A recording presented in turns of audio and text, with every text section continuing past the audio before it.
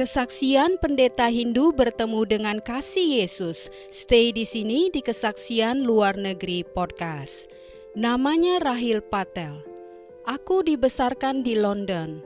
Keluargaku sebenarnya lahir di Afrika Timur, yaitu di Kenya. Sebagian besar orang India yang tinggal di Inggris, sekitar 2 juta orang, berasal dari Afrika Timur.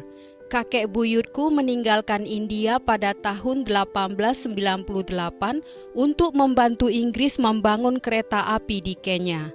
Jadi aku lahir di Kenya, tapi 3 bulan setelah aku lahir, kami semua pindah ke London. Aku berasal dari keluarga Hindu Ortodoks yang sangat taat.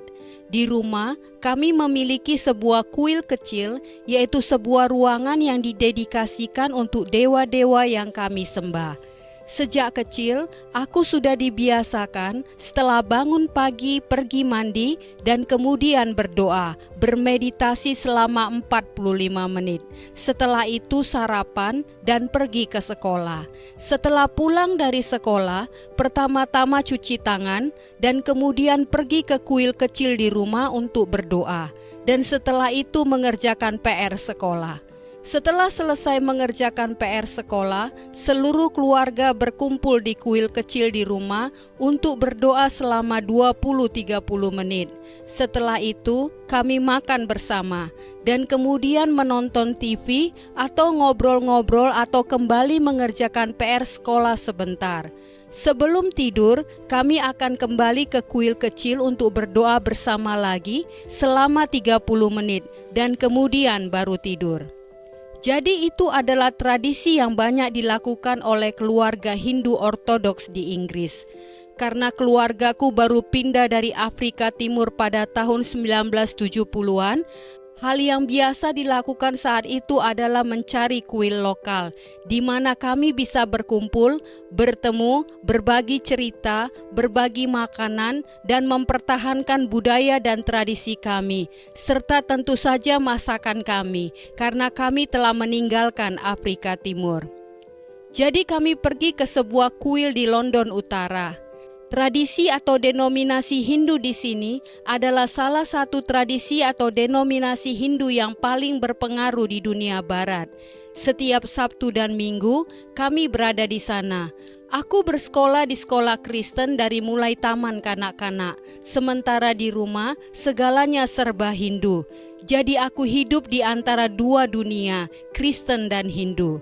Singkat cerita, ketika aku tumbuh besar, aku tidak suka pergi ke kuil setiap akhir pekan dan hanya duduk di sana, bersila selama berjam-jam, mendengarkan nyanyian, memuja, meditasi, dan khotbah. Ketika aku memasuki masa remaja, sekitar usia 13-14 tahun, aku mulai memiliki rasa lapar akan Tuhan, memiliki keinginan dari dalamku untuk mencari Tuhan, dan aku ingin tahu seperti apa rasanya. Aku menjadi lebih terlibat dalam kegiatan kuil pada akhir pekan dan hari-hari biasa setelah pulang sekolah. Aku berada di sana. Ketika berusia 16 tahun, aku diberi tanggung jawab untuk memimpin kegiatan pemuda. Dan guru dari India datang ke London. Saat itu tahun 1988.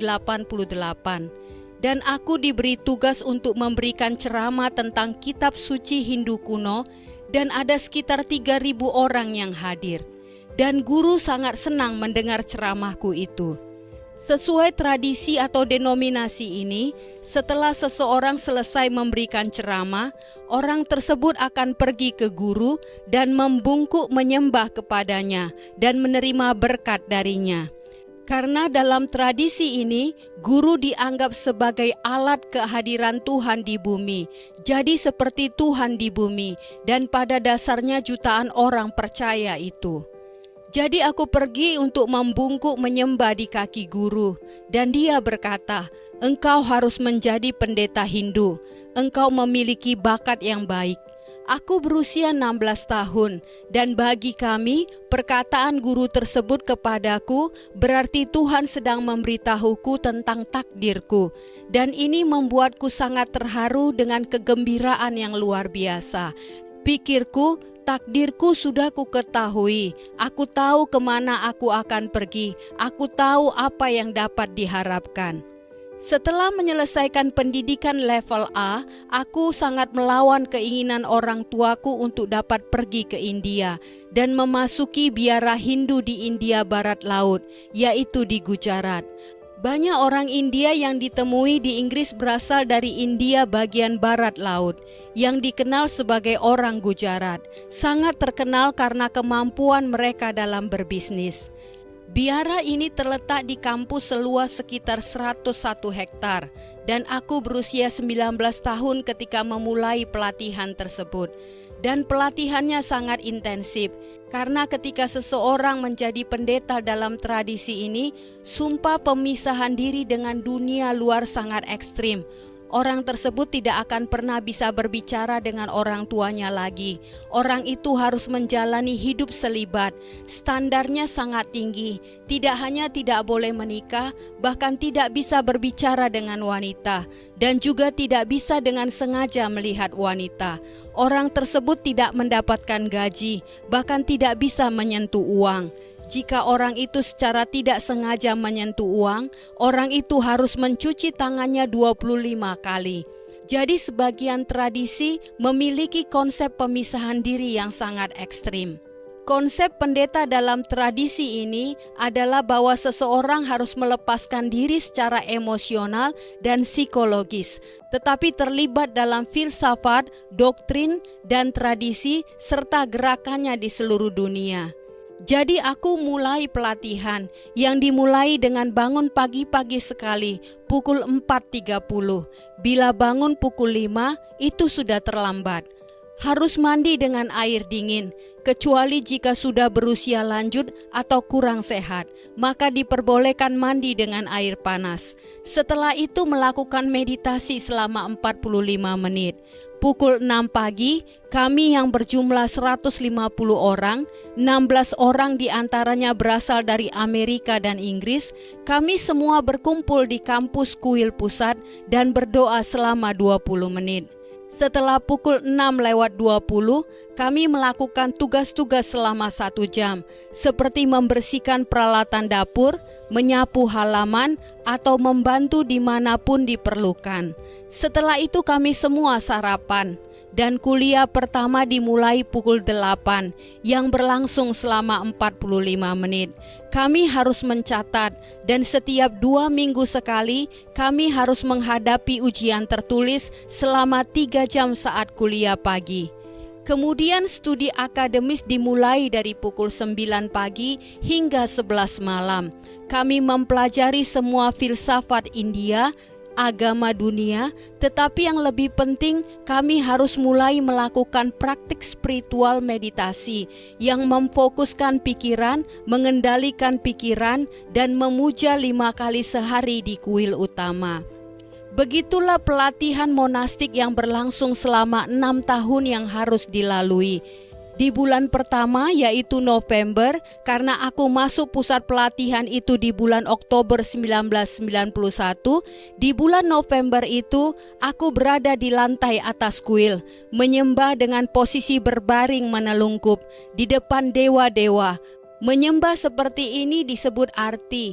Biasanya di setiap rumah orang Hindu dilambaikan lampu menyala di depan dewa, dan setiap orang menyembah dengan posisi berbaring menelungkup di depan dewa-dewa itu. Ketika itu aku sedang menyembah dengan posisi berbaring menelungkup. Tiba-tiba ini adalah momen yang masih kuingat sampai hari ini. Aku mendengar suara itu bukan seperti suara yang didengar oleh telinga, tapi lebih seperti suara dari dalam. Seseorang baru saja mengatakan sesuatu, mengatakan 2 pertanyaan. Apakah engkau telah membuat keputusan yang tepat? Apakah engkau berada di tempat yang tepat? Suara yang kudengar itu sangat mengguncangkanku, yang membuatku jadi berhenti melakukan arti, dan aku berdiri.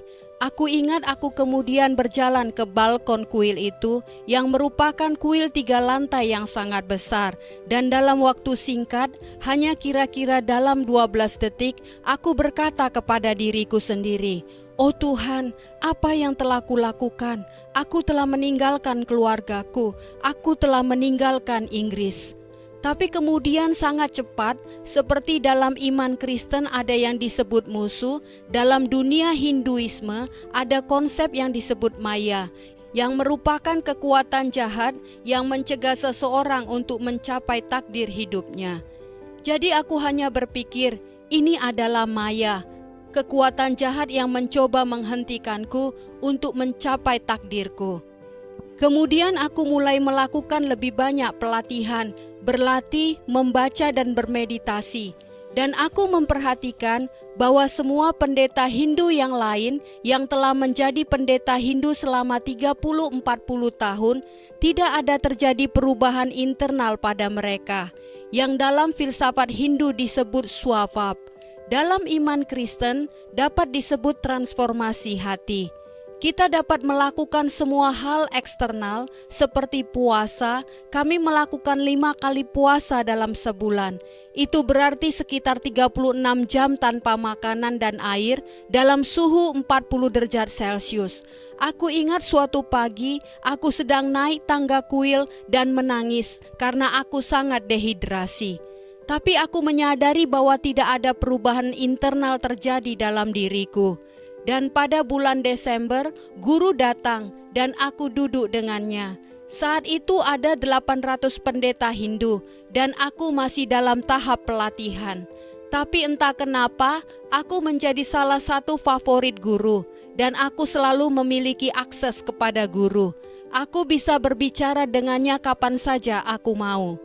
Jadi aku masuk ke ruangannya dan duduk.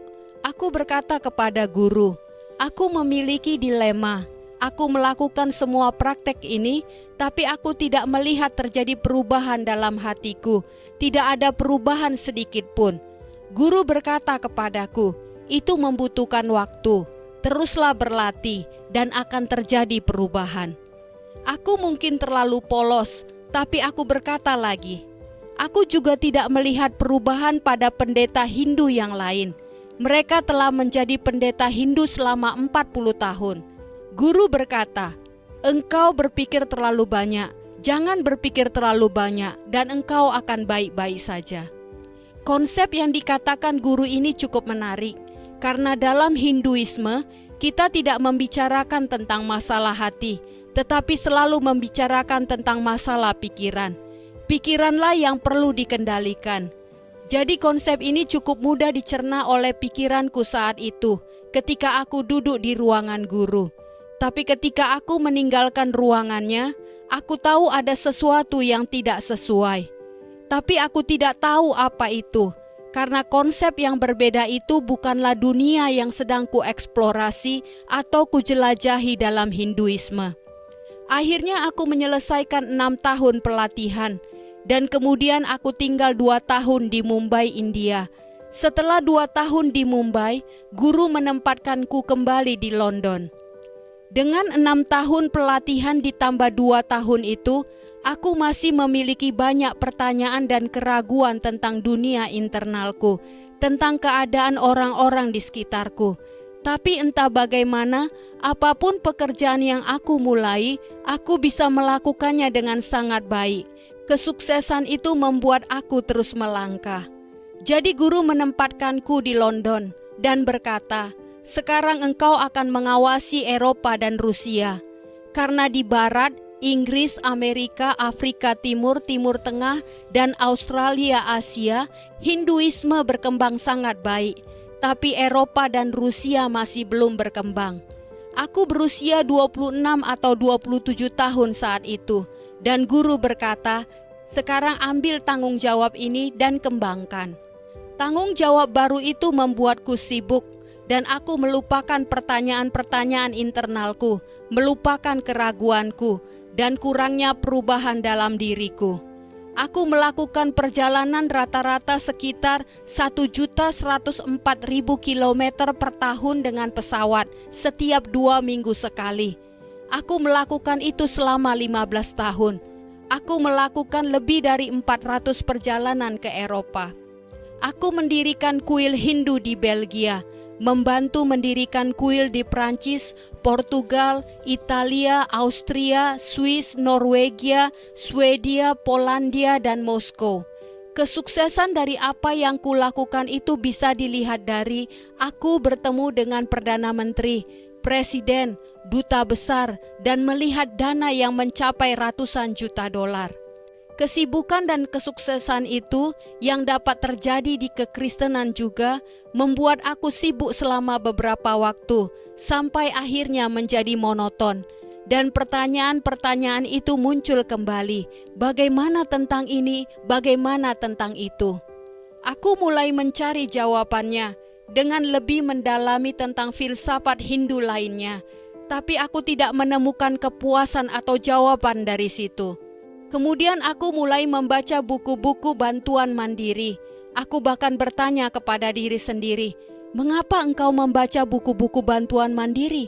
Padahal engkau memiliki semua kitab suci Hindu yang kamu baca. Kesehatanku mulai memburuk. Aku sering masuk dan keluar rumah sakit. Aku tahu ada dimensi emosional terlibat di sini, tapi aku tidak tahu ada dimensi spiritual juga di dalamnya. Aku kemudian ditempatkan di Amerika untuk berbicara di berbagai pusat tradisi ini. Aku tinggal di Amerika totalnya 5 tahun dari 20 tahun aku menjadi pendeta Hindu untuk berkhotbah dan mengajar di seluruh Amerika. Semua kegiatan ini terus berlanjut, kesuksesan yang aneh, semua orang bahagia, guru bahagia, sementara kesehatanku tidak baik dan pertanyaan-pertanyaan itu terus muncul. Dan pada suatu saat, aku memiliki sebuah kongregasi kecil di Roma, Italia. Aku ditempatkan di Roma dan aku pergi ke sana. Di Roma, anggota kongregasiku membawaku jalan-jalan ke Vatikan dan Kapel Sistine. Aku sudah lupa banyak tentang pelajaran agama Kristen di masa kecil karena aku dulu bersekolah di sekolah Kristen. Aku dibawa ke dalam Kapel Sistine dan penjaga di sana memberiku tempat duduk khusus. Aku ingat, ironisnya tempat duduk itu ada di bawah lukisan Penghakiman Terakhir karya Michelangelo. Di dalam Kapel Sistine, bagi yang familiar tentu tahu, di bagian kiri terdapat cerita-cerita tentang Yesus Kristus dan di sebelah kanan tentang Yohanes Pembaptis. Aku ingat di kapel itu aku melihat ke atas. Sebelum melihat itu, aku tidak tahu apa-apa tentang cerita-cerita itu. Tapi setelah melihat cerita-cerita itu, aku ingat aku berkata kepada diriku sendiri, ini masuk akal, ini sangat sederhana. Kejadian itu menjadi titik balik bagiku, terjadi sesuatu yang internal di dalamku. Aku masih mengenakan jubah oranye, aku masih dengan kepala yang dicukur, aku masih bekerja, tapi sekarang setiap kali aku pergi ke Eropa untuk mengajar berkhotbah di kuil-kuil lokal atau pusat-pusat, aku akan meminta beberapa pengikutku untuk membawaku ke gereja. Aku hanya ingin melihat gereja-gereja itu, arsitekturnya sangat indah. Kemudian perlahan-lahan aku tertarik pada salib Kristen. Aku tidak tahu apa arti salib Kristen.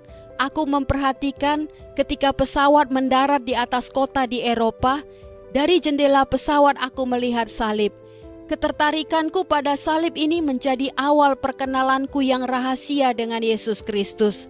Aku tidak tahu apa arti salib itu, apa filosofinya, tapi salib itu begitu menarik bagiku. Kemudian pada suatu waktu, aku meminta teman yang sangat kupercaya untuk mendapatkan sebuah Alkitab anak-anak untukku. Dia tidak bertanya apa-apa, karena aku memiliki posisi yang sangat senior dan sulit bagi orang lain untuk mempertanyakan tindakanku. Kemudian aku ingat membuka Alkitab anak-anak itu di kantorku di biara Hindu di London, dan aku ingat itu terbuka di kitab Matius. Aku membaca sesuatu di situ, dan ketika aku membacanya, aku merasa sesuatu berbicara kembali kepadaku. Aku merasa ada koneksi yang terjadi.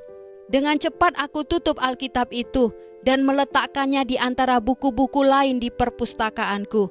Aku tinggalkan Alkitab itu di sana. Aku berpikir bahwa koneksi yang terjadi itu sangat menarik, sangat manis, dan sangat otentik, dan aku harus menyimpannya. Jadi momen-momen seperti itu terus terjadi. Dan sebagai hasilnya, ketika aku melakukan perjalanan, memberi ceramah, mengajar, dan melatih, teologi Hinduku juga mulai berubah. Aku mulai berpikir bahwa Tuhan harusnya lebih besar dari hanya seorang guru atau dewa-dewa di kuil. Tuhan harusnya lebih besar karena aku banyak bepergian dan aku melihat keindahan alam, bertemu dengan orang-orang yang berbeda, dan mendengar ide-ide yang berbeda. Aku berpikir, apakah Tuhan hanya sebatas seorang guru? Untuk memberikan gambaran pada saudara, pada tahun 2007, aku diminta untuk memberikan pidato utama di konvensi nasional di Orlando. Aku diminta untuk berbicara tentang kitab suci Hindu selama 10 menit, dan aku melakukannya. Tapi aku memberikan interpretasi berdasarkan pada semua interaksiku dengan salib Kristen, Kristus, gereja, dan orang-orang yang aku temui di luar tradisi Hindu ini. Dan yang terjadi setelah pidato itu selesai sangat aneh. 9.000 orang berdiri dan memberikan aplaus. Dan kemudian aku duduk. Rekan yang duduk di sebelahku yang juga dari Inggris berkata kepadaku, "Wah, bagaimana engkau bisa memberikan pengertian atau interpretasi bagian kitab suci seperti itu? Aku tidak pernah mendengarnya seperti itu." Aku tidak mengatakan apapun, tapi aku berpikir, jika saja engkau tahu, pengertian itu tidak ada hubungannya dengan Hinduisme. Kemudian aku pergi ke lift untuk naik ke kamarku, dan keadaanku sangat menyedihkan, karena aku mendapatkan aplaus untuk pidatoku di mana-mana, tapi dunia internalku terus memburuk. Aku naik ke kamarku, dan aku ingat aku ada di Hotel Rosen Plaza di Orlando. Aku melihat keluar jendela, dan aku hanya berkata kepada seseorang yang aku tidak tahu siapa yang aku ajak bicara. Aku berkata, "Keluarkan aku dari sini." Hal ini terus berlanjut selama beberapa tahun, dan akhirnya kesehatanku menjadi sangat buruk pada tahun 2010. Aku mengonsumsi sekitar 40 obat yang berbeda setiap hari. Aku berterima kasih kepada tradisi ini karena mereka mengirimku ke rumah sakit terbaik di London, New York, dan Chicago. Kemudian aku diberitahu tentang sebuah klinik di Jacksonville, Florida yang disebut Klinik Mayo, yang merupakan tempat terbaik untuk penyembuhan. Jadi dokter-dokterku di London mengirimkan berkasku ke Klinik Mayo. Pada saat itu aku memiliki 5 asisten pribadi dan tim yang terdiri dari 150 orang yang mengawasi seluruh Eropa. Semua tugas-tugas berjalan secara otomatis dan aku berkata kepada tim, aku hanya pergi untuk memastikan kesehatanku. Jadi aku pergi ke Florida dan tiba di Klinik Mayo sekitar bulan Oktober 2010. Ada 5 dokter menanganiku yang masing-masing merupakan ketua departemen dan mereka semua melihatku. Aku berusia sekitar 39 tahun saat itu. Salah satu dari 5 dokter itu yang masih menjadi temanku hingga hari ini berkata, "Apa yang salah denganmu? Semua berkas ini?" Aku merasa bahwa dia bertanya tentang sesuatu yang sangat berbeda dari kesehatan fisikku. Jadi selama 10 bulan aku rutin check up di Klinik Mayo setiap hari Selasa, Rabu, dan Kamis. Tapi di akhir pekan, aku masih harus berceramah di berbagai kota besar dan kota kecil di Amerika. Dalam momen itu, ketika seseorang dipaksa untuk melambat, semuanya mulai muncul ke permukaan. Dan aku tidak bisa sibuk untuk menekan pikiran-pikiran, ketakutan-ketakutan, rasa sakit dan kecemasan. Jadi sesuatu mulai muncul setelah 10 bulan berlalu. Aku pikir aku akan pergi dan menemui guru lagi. Aku kembali ke London, menghabiskan sebulan di sana, dan kemudian pergi ke Mumbai, India. Aku memiliki peran yang sangat senior, tapi tanpa aku sadari, pidato-pidatoku yang cukup berpengaruh, membentuk pikiran-pikiran yang berbeda dalam berbagai cara, telah terdengar oleh para tingkat senior. Dan mereka mulai menyadari bahwa ada sesuatu yang salah dan aneh dengan teologi Hinduku. Jadi ketika aku pergi ke Mumbai, begitu aku keluar dari mobil dan akan pergi ke atas untuk bertemu dengan guru, salah satu temanku yang juga seorang pendeta Hindu datang padaku dan berkata, Hati-hati, ada rencana melawanmu. Aku berkata, aku mempunyai akses ke guru. Aku bisa berbicara dengannya sendiri. Aku bisa selalu memberitahu dia apa yang aku inginkan. Dan kemudian aku akan mengurus para senior dan pengawas. Tapi ketika aku masuk ke dalam ruangan, aku tidak diizinkan masuk sendirian untuk pertama kalinya dalam 20 tahun. Seluruh tim senior datang dan singkat cerita itu tentang teologiku, pemikiranku, pengajaranku. Dan guru berkata, engkau tidak diizinkan untuk kembali ke London lagi. Aku akan menempatkanmu di sebuah desa kecil di India. Dan untuk pertama kalinya dalam 20 tahun, aku duduk di sana dan berkata, tidak. Aku benar-benar berkata tidak kepada Tuhan karena guru dianggap seperti Tuhan. Dan itu sangat membingungkanku. Aku duduk di sana dan berpikir, apa yang baru saja aku katakan? Dan ruangan itu menjadi sunyi. Kemudian guru berkata, aku akan menempatkanmu di sebuah kota kecil di Amerika Utara, di mana engkau tidak memiliki pengaruh, tapi tidak di London. Aku berkata, tidak, aku akan kembali ke London. Dan kemudian semua orang mulai berdebat tentang teologiku, ide-ideku, pemikiranku, dan apa yang seharusnya aku lakukan. Aku duduk di sana dan hanya menghela napas. Kemudian aku berkata, aku hanya ingin pulang. Aku tidak ingin menjadi pendeta Hindu lagi. Dan ruangan itu menjadi beku. Aku masih ingat momen itu. Dan guru duduk di sana dan berkata, baik, engkau boleh pergi dengan 2 syarat. Aku berkata, apa syarat-syarat itu? Dia berkata, pertama, engkau tidak boleh memberikan pidato lagi seumur hidupmu. Aku berkata, baik, aku setuju. Karena aku tidak pernah percaya pada apa yang aku ajarkan. Aku biasa berkata kepada orang-orang ketika aku berpidato, jangan rekam ini.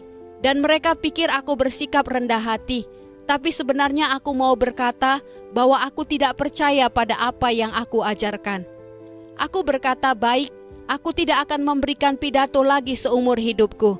Dan guru berkata, kedua, tidak ada orang yang engkau kenal dalam 40 tahun, termasuk 20 tahun terakhir, yang boleh berbicara denganmu. Dan engkau tidak boleh berbicara dengan mereka. Aku berkata, baik, aku setuju. Jadi malam itu, setelah 20 tahun, mereka memberiku 2 pasang celana panjang dan 2 kemeja. Keluargaku telah pindah ke luar negeri, keluar dari Inggris. Seorang temanku yang ada di Kensington Selatan London yang memiliki sebuah hotel secara diam-diam menghubungiku dan berkata, datang dan tinggal di hotelku. Aku tidak akan memberitahu siapapun bahwa engkau ada di sini. Aku berkata, baik. Jadi aku terbang kembali ke London. Sekarang dalam pakaian sipil setelah 20 tahun mengenakan jubah oranye. Temanku telah mengirim seseorang untuk menjemputku dan aku pergi ke hotelnya. Temanku berkata, selama 4 minggu jangan melakukan apapun, jangan memikirkan pekerjaan. Bagaimana engkau akan membuat CV? Apa yang akan engkau tulis di CV-mu? Engkau bertemu dengan Perdana Menteri? Tidak ada yang peduli tentang hal itu. Di dunia pendeta Hindu mungkin ya, tapi tidak sekarang. Dia berkata lagi, lupakan CV, lupakan pekerjaan. Hanya jalan-jalan di sekitar London secara mandiri. Engkau belum pernah melakukannya. Karena sebelumnya kemanapun aku pergi, aku harus memiliki orang sipil bersamaku secara internasional sepanjang waktu di pesawat dimanapun. Aku merasa kecewa dengan pencarianku akan Tuhan. Dan aku tidak tahu bahwa aku memiliki dimensi spiritual. Jadi aku berpikir, baiklah, selama 4 minggu, aku hanya akan bersantai, mencari pekerjaan yang sederhana, menikah dan menetap. Karena sebelumnya, aku telah mencoba semuanya. Aku telah melakukan perjalanan ziarah sejauh 3.200 km di seluruh India.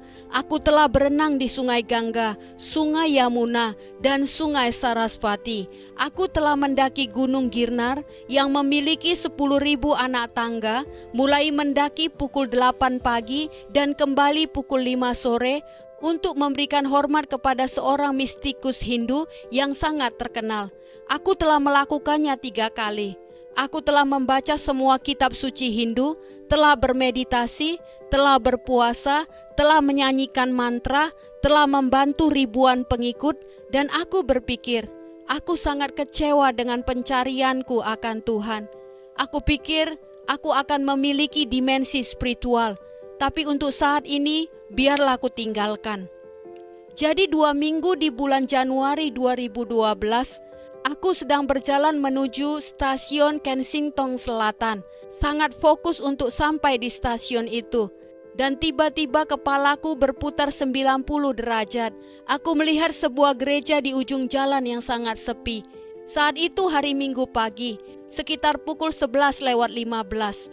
Dan aku pikir, pasti gereja itu seperti gereja-gereja di Roma, dengan mozaik yang indah, lukisan, emas, patung, dan semua itu sangat menakjubkan. Coba kulihat. Aku berjalan menuju jalan itu, dan aku melihat ada 2 orang di pintu masuk gereja. Aku merasa mereka sangat aneh karena tersenyum. Aku tidak terbiasa dengan itu. Mengapa mereka begitu baik? Nama mereka Sarah dan Josh. Mereka sekarang sudah pindah kembali ke Australia. Aku berjalan melewati mereka dan mengambil langkah pertama masuk ke dalam gereja.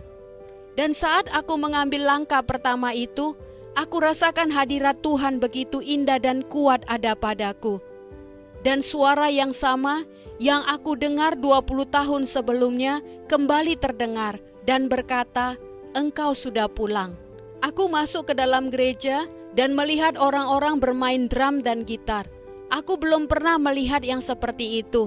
Aku naik ke atas dan duduk di bangku gereja dan ibadahnya sangat indah. Aku tidak mengerti tentang drum dan gitar, tapi khotbahnya sangat masuk akal buatku.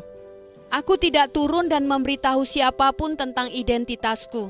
Aku langsung kembali ke hotel, masuk ke kamarku dan duduk di sudut tempat tidur dan menyerahkan hidupku kepada Yesus. Aku berkata pada diriku, ya, ini nyata. Jadi aku mulai pergi ke gereja itu setiap hari Minggu, dan itu sangat menyenangkan. Aku menyukainya. Aku tidak tahu apa yang sedang terjadi padaku, tapi aku tahu bahwa ada sesuatu yang sangat mendalam di gereja. Beberapa bulan kemudian, aku dibaptis, dan pada bulan Oktober, temanku mengusirku dari hotelnya, karena dia tahu aku pergi ke gereja, pergi ke arah yang sangat berbeda dan aneh menurutnya. Jadi aku berada dalam situasi di mana aku tidak memiliki pekerjaan, tidak memiliki uang, tidak memiliki rumah, dan tidak memiliki makanan selama 3 hari. Lalu salah satu teman di gereja berkata, "Mengapa kamu tidak pergi ke acara pre-worship happy hour di gereja?" Aku pikir apa maksudnya happy hour? Dia berkata, "Pergi saja." Aku tahu ada sesuatu yang spesial di gereja, tapi aku merasa sedih dengan keadaanku saat itu. Aku berpikir, aku dulu seorang pendeta Hindu tanpa ada kekurangan makanan, dan sekarang aku tidak memiliki makanan. Aku pergi ke acara gereja happy hour itu, dan ada sekitar 5 orang berdiri di sana. Gadis yang memimpin doa bernama Alice adalah seorang anak Tuhan yang luar biasa. Dia berkata, "Mengapa saudara-saudara tidak berjalan bergerak agar roh dapat bekerja?" Aku memahami perkataan itu secara intelektual, tapi aku berpikir aku tidak akan bergerak, aku akan tetap berdiri. Kemudian semua orang mulai berdoa dan menyembah. Lalu gadis itu datang dan meletakkan tangannya di bahuku, dan aku merasakan sungai sukacita yang luar biasa mengalir di dalam diriku. Saat aku berada di Mumbai, aku sangat putus asa.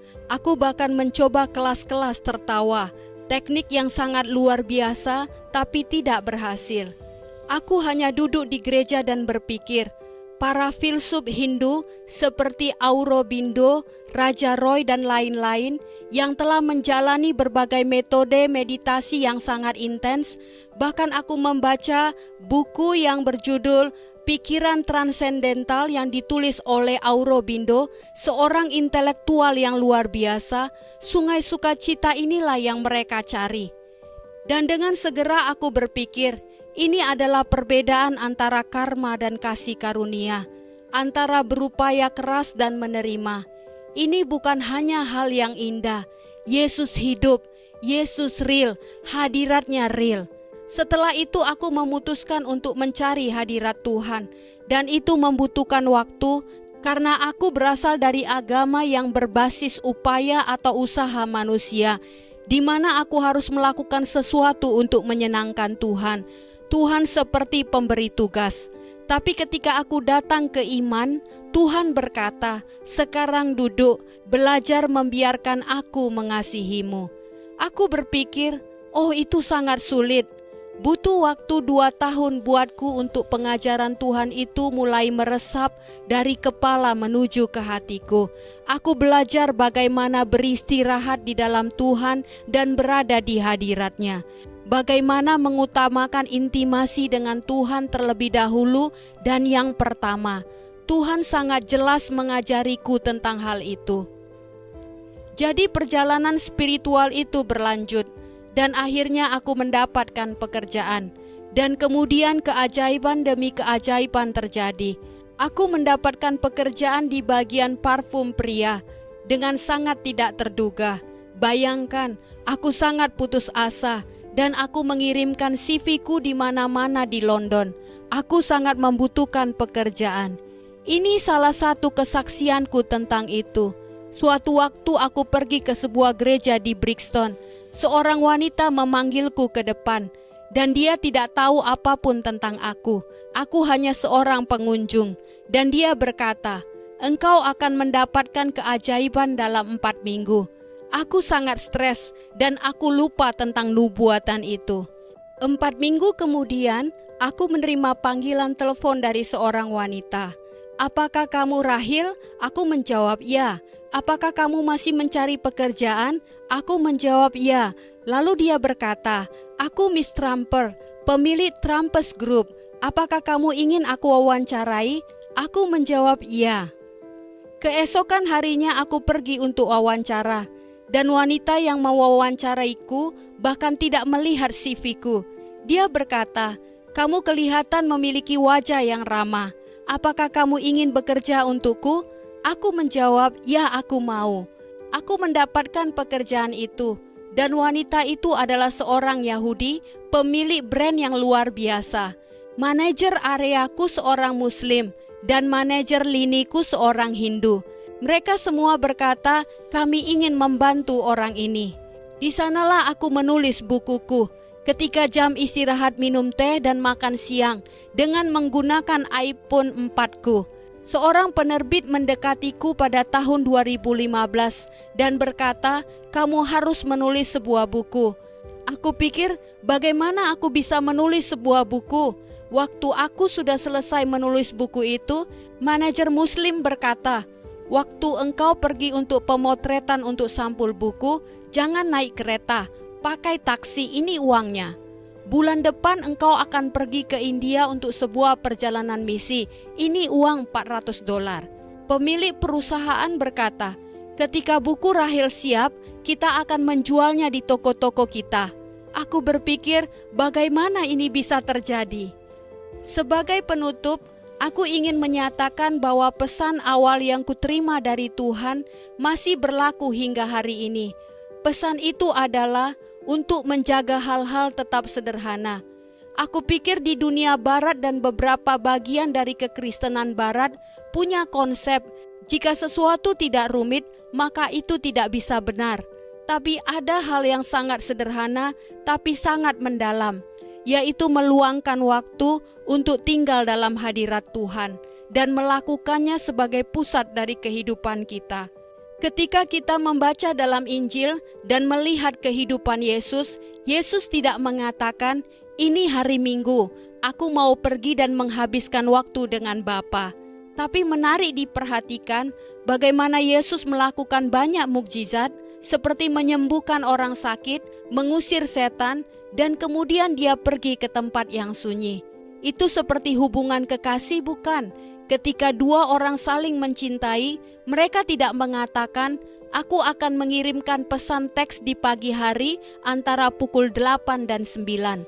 Tetapi mereka terus-menerus memeriksa handphone mereka untuk melihat apakah kekasihnya mengirimkan pesan. Aku pikir contoh itu jelas menunjukkan mengenai hubungan intim kita dengan Yesus Kristus dan bagaimana hubungan intim dengan Yesus akan mentransformasi cara berpikir kita dan bahkan seluruh hidup kita.